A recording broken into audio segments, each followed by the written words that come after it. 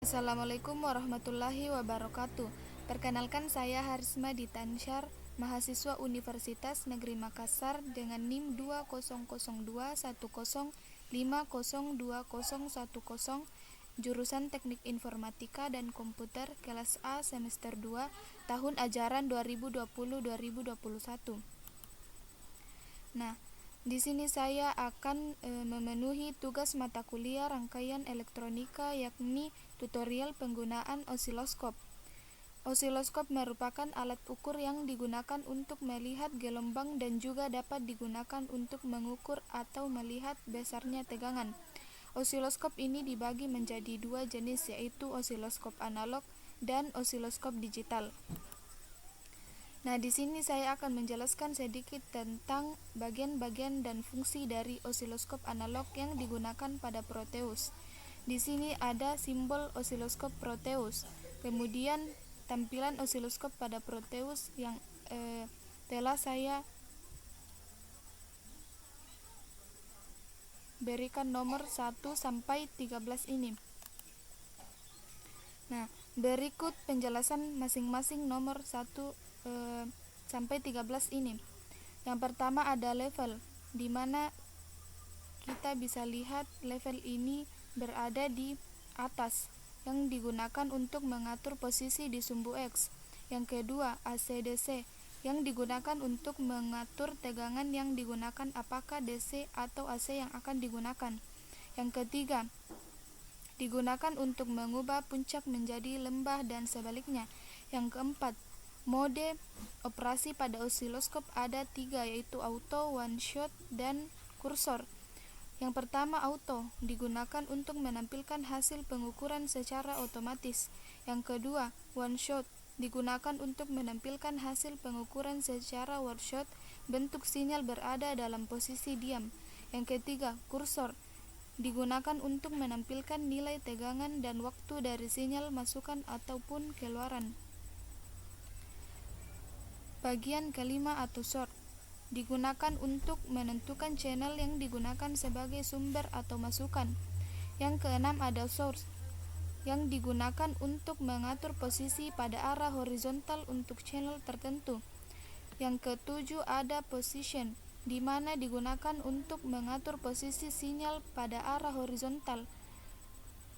Di sini ke-8 ada time base, digunakan untuk mengatur periode atau time base yang besarnya mulai dari 0,5 mikrosecond per div sampai 200 mikrosecond per div. Ke-9 ada position atau pada channel A, B, C, dan D, di mana posisi ini digunakan untuk mengatur posisi sinyal pada arah vertikal.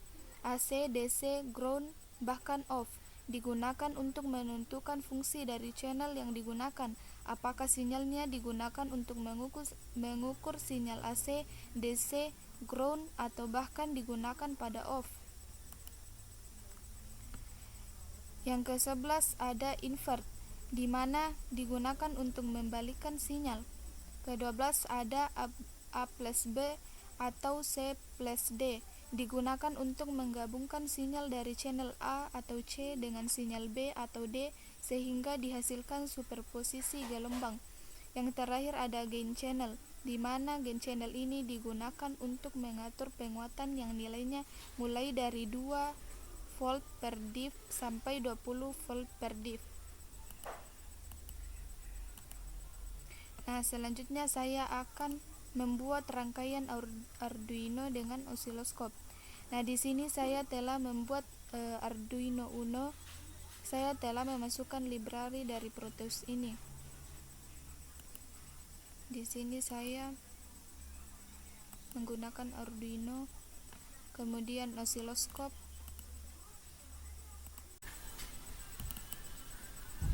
Saya akan copy pada Arduino ini.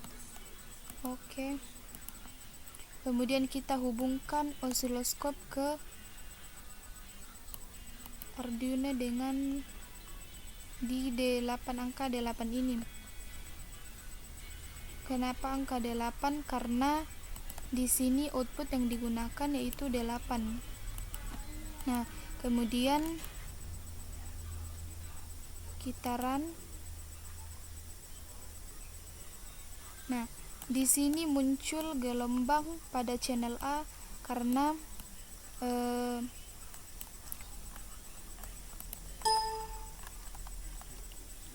pada channel A ini kita menghubungkan pada Arduino Uno-nya.